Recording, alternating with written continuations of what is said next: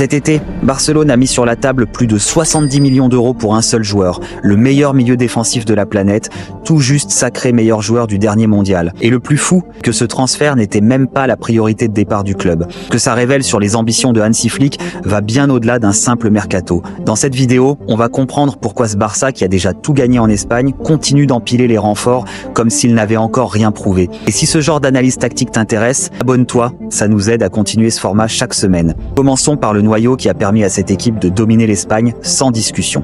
En défense centrale, Pau Cubarsí, un gamin à peine sorti de l'adolescence, déjà champion du monde, déjà élu meilleur jeune joueur du tournoi, dont la progression a été si rapide qu'un défenseur expérimenté comme Ronald Araujo s'est retrouvé relégué derrière lui dans la hiérarchie. Devant lui, Lamine Yamal, le joueur le plus jeune de l'histoire à avoir remporté un Euro et une Coupe du Monde, le plus jeune buteur jamais vu en demi-finale de Ligue des Champions, double champion d'Espagne consécutif, et pourtant on a toujours l'impression qu'il n'a pas montré tout son potentiel. Au milieu, l'intelligence collective fait la différence. Pedri apporte la vision et le contrôle du tempo. Dani Olmo peut faire basculer un match d'une passe ou d'une frappe. Gavi réinjecte de l'intensité dès qu'il entre en jeu. Il faut aussi citer Eric Garcia, l'un des joueurs les plus sous-estimés de l'effectif, capable d'évoluer en défense centrale, au poste de latéral ou au milieu selon les besoins. Et puis il y a les soldats de l'ombre. Rafinha, devenu un capitaine dont l'intensité tire tout le monde vers le haut. Fermin Lopez, désormais numéro 7, posé comme l'un des milieux les plus dangereux d'Europe dans les courses vers l'avant. Marc Bernal, qui a le profil pour devenir l'héritier naturel de Sergio Busquets. Et Gérard Martin, passé du statut de joueur contesté à celui de pièce précieuse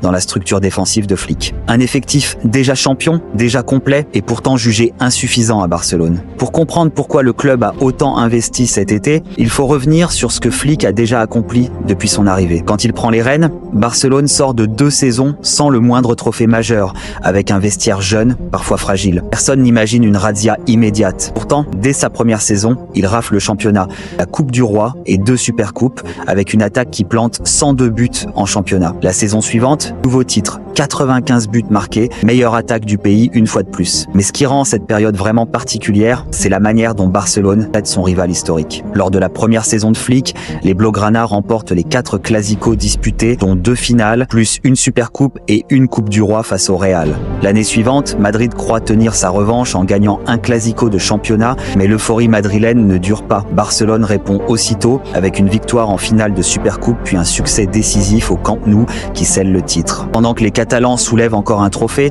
le Real traverse sa 2e saison de suite sans titre majeur, une crise si profonde que Florentino Pérez finit par rappeler José Mourinho. Voilà pour le passé récent. La vraie question, celle qui devrait inquiéter n'importe quel autre club européen, c'est de savoir si ce Barça a atteint son plafond. La réponse est non, et c'est sans doute le détail le plus terrifiant de toute cette histoire. Parce que sur les ailes aussi, le club a frappé fort cet été. Anthony Gordon débarque après un mondial impressionnant avec l'Angleterre.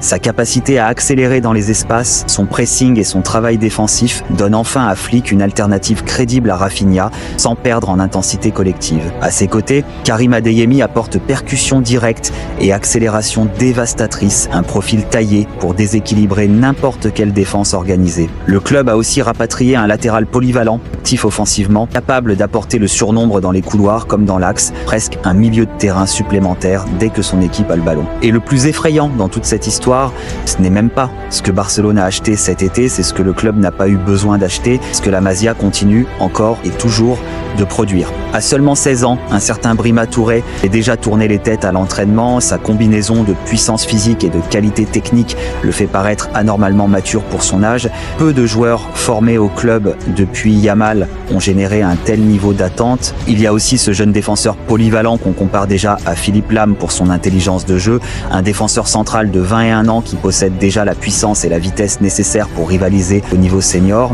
Et il y a l'histoire peut-être la plus fascinante de toutes, celle de ce jeune attaquant surnommé le pharaon égyptien. Dans la surface, ce gamin semble avoir un radar intégré, les centres qui paraissent injouables finissent mystérieusement sur sa tête ou son pied, à l'endroit exact où le ballon retombe. Barcelone cherche peut-être son prochain grand numéro 9 depuis des années, et la réponse est peut-être déjà là, en train de grandir sous ses yeux. Mais s'il y a une signature qui change vraiment la donne parmi les nouvelles recrues, c'est Rodri, Ballon d'Or, meilleur joueur du dernier mondial, champion du monde, considéré par beaucoup comme le meilleur milieu défensif de la planète. Sauf que Barcelone n'a pas simplement recruté un milieu supplémentaire, le club a recruté le joueur capable de libérer tous les autres. Avec Rodri devant la défense, Pedri peut monter plus haut sur le terrain, Dani Olmo peut se concentrer sur les espaces entre les lignes, les latéraux peuvent s'avancer sans crainte parce qu'il existe désormais un verrou central capable d'absorber la pression et de relancer proprement. Et dès que le ballon est perdu, Rodri peut immédiatement fermer les couloirs de passe centraux, se replacer devant la charnière pour ralentir la contre-attaque adverse, ce qui laisse de précieuses secondes aux joueurs offensifs pour se replacer. C'est donc d'aller chercher le ballon dans un entrejeu composé de Rodri, Pedri, Olmo, Bernal et Gavi. Bonne chance. Sur le plan tactique, ses arrivées changent aussi tout pour Yamal. Jusqu'ici, il a construit sa réputation en ailier droit, où sa capacité à éliminer en 1 contre 1 et son pied gauche le rendent presque impossible à défendre. La prochaine étape de son évolution pourrait être fascinante. Comme le club l'a fait progressivement avec Messi en son temps, Flick pourrait rapprocher Yamal du centre du jeu, permettant de réceptionner directement entre le milieu et la défense adverse, plutôt que de parcourir 20 mètres depuis la ligne de touche à chaque action. Si Gordon ou Adeyemi restent larges et fixent les défenseurs, Yamal peut alors attaquer l'espace qu'il laisse derrière eux. Exactement le genre de chaos positionnel que Flick veut provoquer chez l'adversaire. Et pour comprendre pourquoi cette formule fait autant trembler l'Europe, il faut remonter un peu dans l'histoire du club. Depuis le Dream Team de Cruyff jusqu'aux équipes de Guardiola, chaque génération historique du Barça a reposé sur les mêmes ingrédients, du talent pur issu du centre de formation, des recrues de classe mondiale, un milieu capable de contrôler le tempo et une idée offensive assez audacieuse pour submerger l'adversaire. C'est exactement la formule qu'on retrouve aujourd'hui avec Yamal en pépite maison, Rodri au contrôle du milieu et une profondeur d'effectifs que peu de clubs en Europe peuvent aligner. Des champions du monde, des candidats au Ballon d'Or, des joueurs qui entrent tout juste dans leur prime, des adolescents qui n'ont pas encore découvert leur plein potentiel. De la vitesse sur les ailes, de la créativité entre les lignes, du contrôle au milieu, de la profondeur en défense. Et au sommet de tout ça, Hansi Flick qui orchestre l'ensemble. L'ancien Barça était construit pour revenir au sommet. Celui-ci semble construit pour y rester. Maintenant que l'Espagne est conquise 2 saisons de suite, il ne reste plus qu'une obsession dans cette ville, la 6e Ligue des Champions. Dis-nous en commentaire si selon toi ce Barça a vraiment les armes pour aller la chercher.